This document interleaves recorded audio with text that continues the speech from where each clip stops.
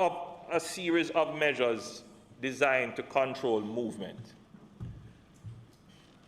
So the extreme of the measure is a total lockdown.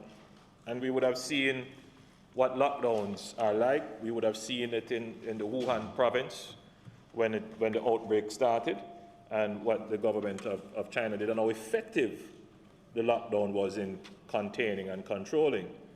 Outside of that, which we haven't done a real serious lockdown, and the closest we would have come is on a holiday, when we expect persons to be home and there would be not much significant economic activity. Then we would have taken the opportunity to have a very limited curfew.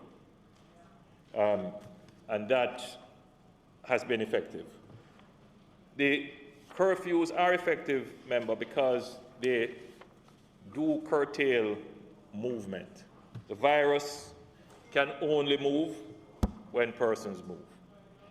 So if you have to move for productive activity, then, you know, we do a trade-off. Let's move in the period where you can, you know, conduct productive activities, but in the period where you're not generally going to do well.